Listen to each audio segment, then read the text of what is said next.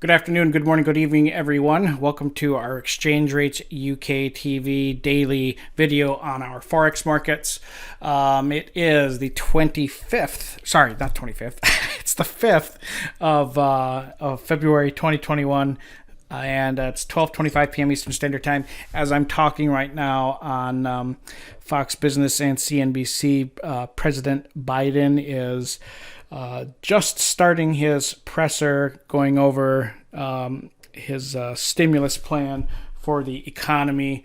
And thus far, markets are mostly kind of flat here, not a whole heck of a lot of response. We'll have to see what happens afterwards. But let's take a look at our currencies. So the dollar index, after it's had a really nice drive up over the last couple weeks, we're seeing it face a big down day, pressing further south as we're talking here. It's just a deep into the red or the black if you prefer to use the traditional color candles like I do a lot of times.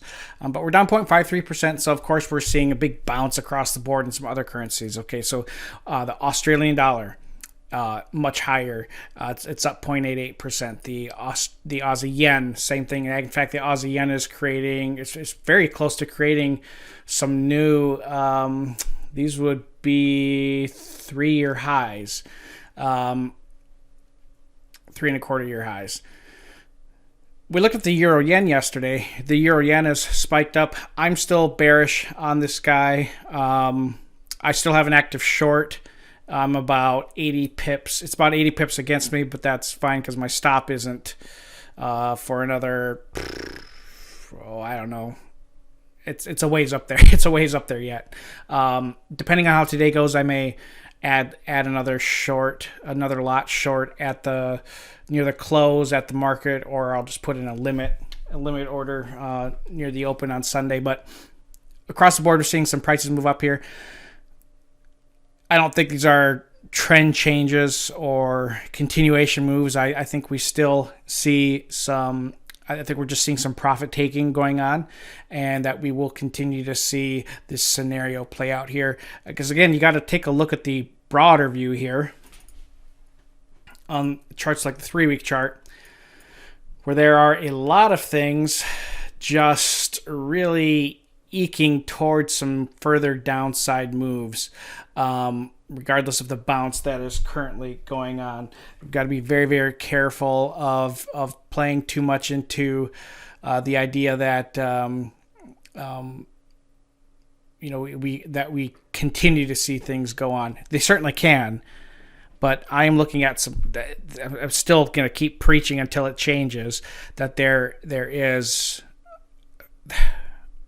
weak undercurrents of corrective moves occurring, and they're getting stronger actually as we go on.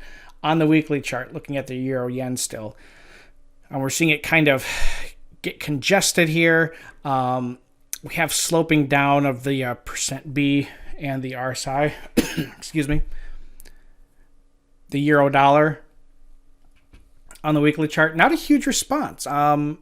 It's the move here on the weekly candlestick has all been from today, because it's been such under. We looked at this yesterday. Actually, we saw how deep under pressure it was. I'm not seeing a whole heck of a lot of plays going into the weekend right now. Silver, I was thinking about going along on silver. I'm kind of upset that I didn't pull the trigger on that earlier this morning, but that is what that is. The yen is gaining a little bit of value again too, so that's why when I'm looking at things like the GBP JPY, USD JPY, and the euro yen, definitely by Monday we should have some trade ideas that we can look at moving forward. But otherwise, things are going to stay pretty much status quo for right now. And it is Friday, so Friday's a good day just to kind of sit on your hands and let markets do what they're going to do, and wait for Monday. So that's exactly what I'm going to do. I hope you all have had a great week. Hope you guys all have a good rest of your Friday and a safe weekend. From all of us here at Exchange Rates UK TV, please don't forget to like and subscribe, and I look forward to speaking with you next week.